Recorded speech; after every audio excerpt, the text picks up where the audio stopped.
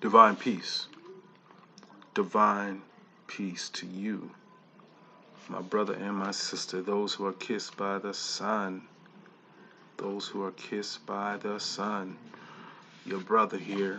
Brother Kofi, Kofi. Coming just to share with you from this great author, psychologist, brother, brother Kobe Kambon, who is now an ancestor. And certainly we give honor to the righteous ancestors and to the divine cosmic mother who created all things. For without her and our righteous ancestors, there would be no us. But I'm just going to go ahead and jump into this work here, The African Personality in America, an African-centered framework. Check this out. Over the last 2,500 years, Eurasians, Persians, Greeks, Romans, and their descendant tribes have literally tried to control all aspects of knowledge in the world, achieving their objective around 500 to 700 years ago. This Eurasian intellectual hegemony has since dominated the world podium where knowledge of so-called human experience and race psychology have been concerned.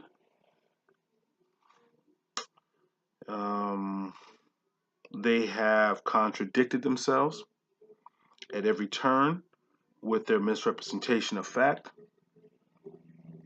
and have left a trail of blatant falsifications and obscurities behind them. Although our knowledge of human experience began with African thinkers millennia ago among the Kamites and their forebears, whatever Africans have had to contribute to this one-sided, more recent discourse since the Greeks either has been distorted, redefined, and co-opted by the Eurasians, or it has been treated as unimportant, or simply ignored. However, as Africans throughout the world are once again beginning to move in mass intellectually, after what seems like an unusually prolonged period of silence or muted, cultural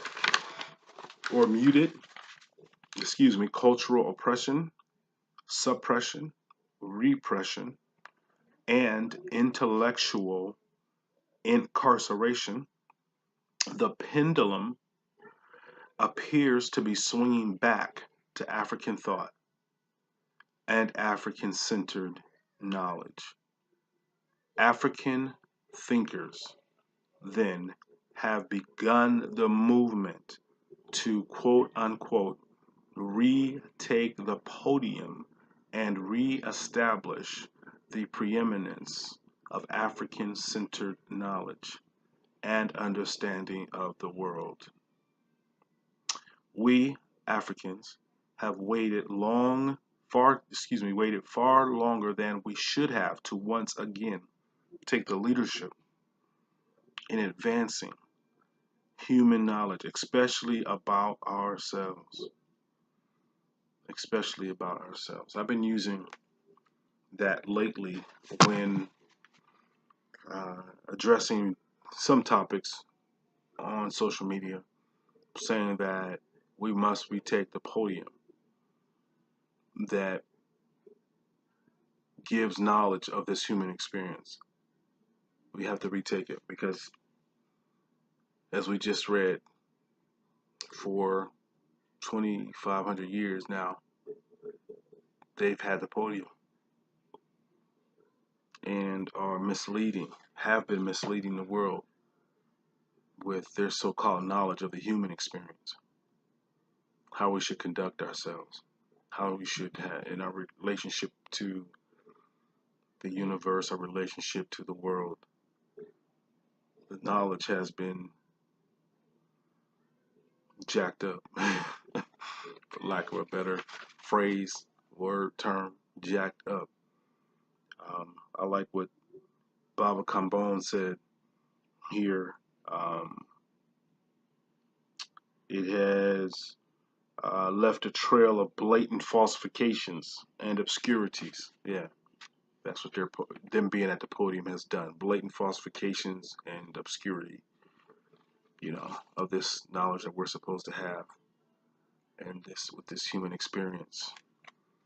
Um, the brother goes on to say, so this book, as well as others over the past 50 to 100 years, hopefully represents the continuing saga of African thinkers retaking, again, there's this word, the podium of world thought and progressive intellectual discourse.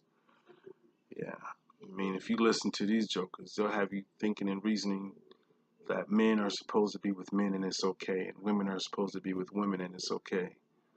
You know, this is their psychology, and I had to remind myself that this is not my reality. That's their reality. When they do things like that, even their spirituality, that's their reality.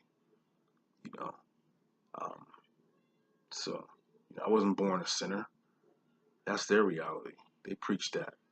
Cats believe that and run to somebody's so-called altar repenting. I used to do that. Then I woke up. The ancestors woke me up, saying that's not your reality. And so we have to realize that when we who are now African-centered or so-called awakened or conscious, those of us in the conscious community have to realize we have to choose our battles, and protect our energy. That's important. Not getting caught up into things that are conversations that are not our reality because it's just a distraction. We're trying to build. We are building. Um, we're Sankofa. I just made that up. Sankofa, but Sankofa is a word. That we're going back. It means to go back and fetch that which we've lost. So we are in the process of a Sankofa, going back and picking up that which the ancestors have left for us um, before the great interruption or the Ma'afa, the great disaster. Whether it be slavery, whether it be the invasion of the Eurasians and others on the continent of Africa, um, and their distorted knowledge and manipulation of our spirituality, education, and other aspects of life that we were involved in.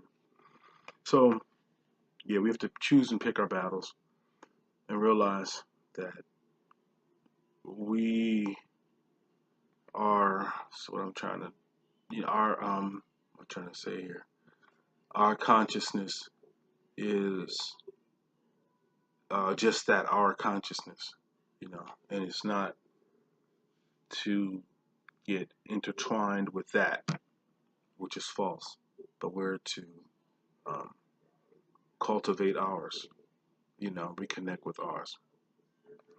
All right. Hopefully that was plain, not confusing.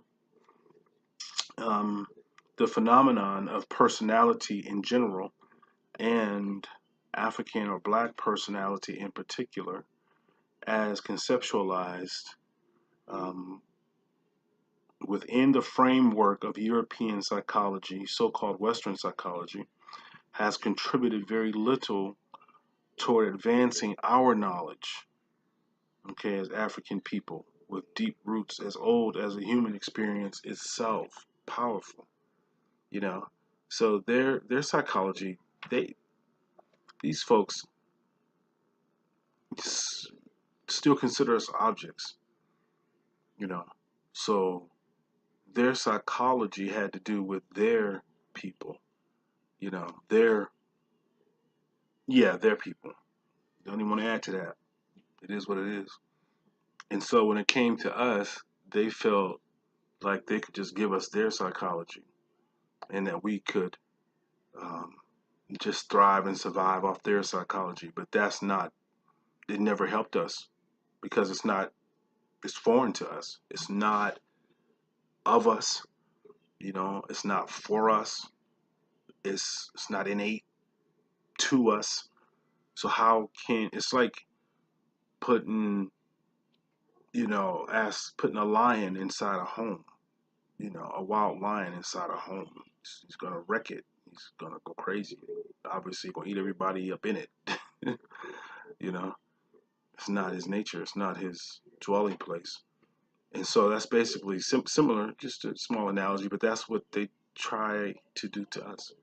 And what's crazy is a lot of us Hugh men and Hugh women or goddesses are have fallen prey to their consciousness, and I understand it because you know we're going to continue to be and have our beingness, and when you're oppressed or suppressed or repressed, you're going to try. You have to survive. It's just a part of life, and so you manipulate your situation so that you can survive for you and your children.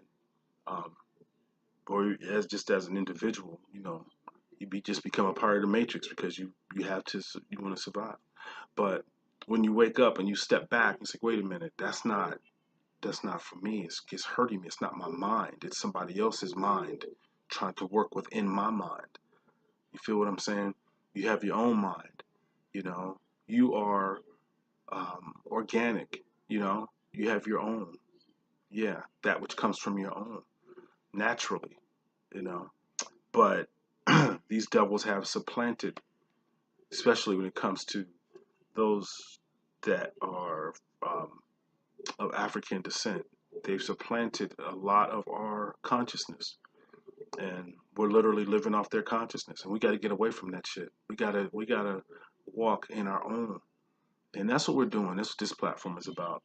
That's what I teach. That's what I so-called preach, and try to encourage brothers and sisters to get your own consciousness back and operate off your own center, the African center, because there's a blueprint that the ancestors left us, and we should operate thereby and off of. You know, we have a strong foundation. We just have to go back and get it, and then carry it on. Um, so, um, this has resulted primarily from the fundamental Eurocentric cosmological orientation slash domination, incarceration of world knowledge. Yeah. Um, history, philosophy, epistemology, exology, which forms the basis of European Western psychology and the fundamental incapability between it and African reality. Cosmology, which forms the basis of African slash Black psychology. In the European cosmology or worldview, Africans are conceptualized, check this out, I just talked a little bit about it, as inferior, deficient, inferior, deficient, mythical representation of Europeans, and are thereby presumed to have the same Eurasian-centered worldview orientation as Europeans. All right, one more time. In the European cosmology or worldview, Africans are conceptualized by Europeans as an inferior, deficient, mythical representation of Europeans. So they really believe that we're like knockoff Europeans. Yeah. But even as knockoff Europeans, they say, okay, look, well, let's just continue to teach them, our psychology, even though they're knockoffs. And again, a lot of us have picked their worldview up, and we're trying to maintain in this insanity. And what has that got us? Nowhere, but more insanity. Um, so, as a result, so-called dysfunctional behaviors among Africans, mental disorder, criminality, problems in learning and education, family disorganization, etc., and the various approaches to their treatment and resolution are constantly recycled over and over again throughout their Eurocentric theoretical and applied social and behavioral sciences literature, a phenomenon which has been called European scientific colonialism, among other things. So, you know, receiving their psychology, has produced, like I said, referred to earlier, just insanity, insanity, insanity, insanity. And what's crazy is they try to treat us within that insanity with more insanity, and it's not helping. And they wonder why, because it's not of us. You know, you brought us into something that's totally foreign to us. It's not helping us. Okay, let's read on. Um, because these so-called dysfunctions among Africans have been and continue to be in actuality misrepresentations. I need y'all to follow me. Misrepresentations and inappropriately treated within the framework of European psychology. African scientists, healthcare providers, and those in our general community who accept the legitimacy of European Western science are destined to continue to suffer the ultimate confusion, potential destruction that such Eurocentric conceptual incarceration has always imposed upon the victimized African community. The point, the doctor says, the point that I'm arguing here is that Western psychology, quote unquote Western psychology, social behavioral science, cannot really help us Africans to understand ourselves and the world in which we live. Not directly, that is. Okay? Science is racially oriented. It is, quote, cultural creation invention, unquote. Scientific explanation of the African experience must therefore subscribe to a cosmological framework that is consistent. This is what we need. This is what is missing. A cosmological framework that is consistent with, indigenous to African culture. If we are to accurately assess the true nature of our African psychological and social conditions in this universe. Okay, if we are to accurately assess the true nature of our African psychological and social conditions in this universe. All right? The psychology must come from our experience. It must come from our beingness, from our innate beingness. We cannot take the psychology of another group or people and make it applicable, try to make it applicable to us. It's not going to help us directly. I mean, we may manipulate a little bit here and there and function for a little while, but we can see what has happened to us generation after generation using their worldview. It's foreign to us. Um, Clearly, then, the African world community is in dire need. The African world community is in dire need of some basic models of the so called African personality, which center on and or grow out of our natural, like I said, indigenous African, Afrocentric, cosmological, or world view framework, models that are African centered in nature. The African worldview and African science psychology within it, therefore, constitutes the only conceptual framework for generating valid and reliable knowledge regarding the psychological functioning and behaviors of African black people, including African/black people, including, of course, Africans in America here, yes. Hence, the conceptual framework of African psychology is absolutely necessary if we are to generate an accurate base of knowledge regarding our African self and to understand just what constitutes our quote unquote normal, healthy psychological condition, as well as unhealthy, abnormal African psychological functioning. Thus, we can't begin to seriously grapple with these highly complex and critical issues given the psycho-political state of the African world today without the development of some basic models of the African personality from the framework of African-centered psychology to guide our thrust. This book is intended to address, at least in part, some of this basic need. Regarding the overall thrust of the book, I attempt to advance the argument that in order to restore African self-centered consciousness as a viable force within the African psyche, we have to revitalize the deeply rooted African collective consciousness, unconsciousness, spirituality through restructuring traditional African cultural infrastructure. Because African self consciousness was almost completely erased. Listen, time, we got 20 minutes on here so far. Listen, because African self consciousness was almost completely erased or wiped out by the Ma'afa, African Holocaust of Eurasian enslavement colonialism. Okay? So when you hear Ma'afa, that's what that means. African Holocaust of Eurasian enslavement dash colonialism. That's Ma'afa. We, the contemporary African world community, must complete the arduous task of rebuilding and preserving African nationhood. All right? We must. I know there's a few of us out here trying to, using our social media platform, boots on the ground, out here doing it, trying to plant seeds to build and reclaim our African nationhood. And this book to me is a godsend, if you will, because it really does. It helps us to look at the framework that we need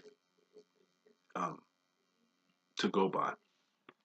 Okay, so I think I'm gonna end with that because it's already 21 minutes into this, almost 22 minutes. But I hope I'm gonna continue to read the preface, P-R-E, face, F-A-C-E.